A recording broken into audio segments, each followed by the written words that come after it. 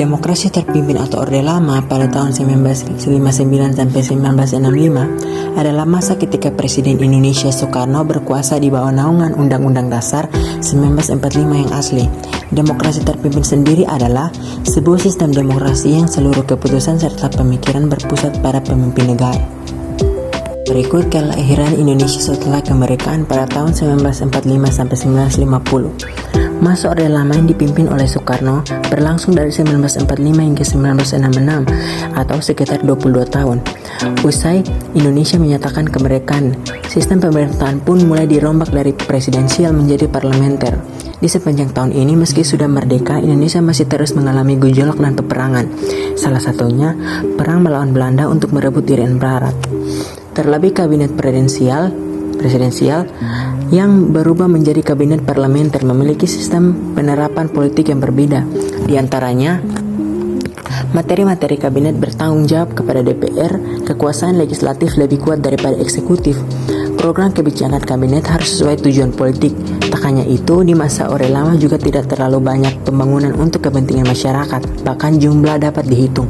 Salah satunya, sarana olahraga yang berada di kawasan Senayan, pabrik baja Krakatau Steel, dan bendungan Jatiluhur. Ketiga sarana tersebut diketahui tidak tuntas pembangunannya dan baru rampung pada masa Orde Baru. Ikut demokrasi liberal pada tahun 1950 sampai 1959. Sejarah singkat Orde Lama berlanjut ketika Indonesia menganut sistem politik demokrasi liberal. Di tahun ini mulai diberlakukan Undang-Undang Republik Indonesia Serikat serta UUD-S 1950 yang menganut sistem parlementer. Situasi politik pun dinilai belum stabil, bahkan keamanan negara juga cukup terancam lantaran masih banyak terjadi pemberontakan dan kehidupan rakyat tidak sejahtera. Di samping itu, kebijakan pemerintahan diatur oleh Perdana Menteri dan Presiden hanya berhak bertindak selaku kepala negara menganut pembentukan kabinet. Pengangkatan Perdana Menteri dilakukan oleh Presiden yang sekaligus mempunyai hak membubarkan DPR.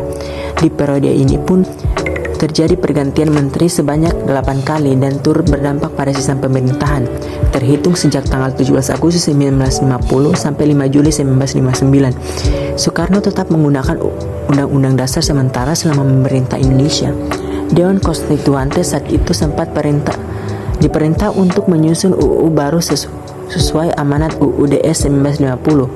Akan tetapi prosesnya tidak kunjung dibuat sampai akhirnya Soekarno merilis dekret Presiden 5 Juli 1959 yang menyatakan pembubaran konstituante.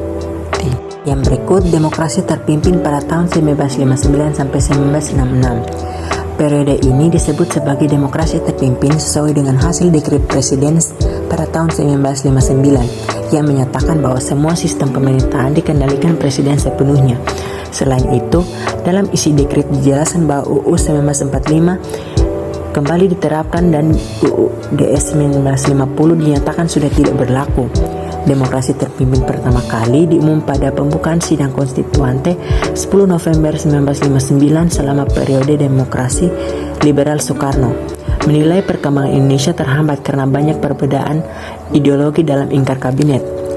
Dengan dimulainya demokrasi terpimpin, Soekarno mulai menata kembali parlementer baru dan membubarkan parlementer lama. Kemudian, satuan tentara juga dilibatkan dalam politik negeri sebagai kelompok fungsional, bersamaan dengan masuknya PKI untuk menyeimbangkan.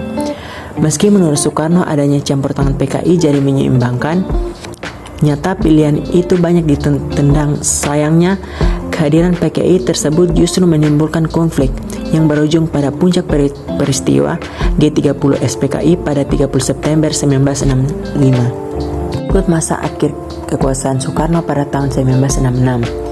Kedekatan Soekarno dengan para PKI membuat rakyat tidak senang, bahkan hal tersebut membuat reputasi menurun dan sudah tidak dipercaya lagi.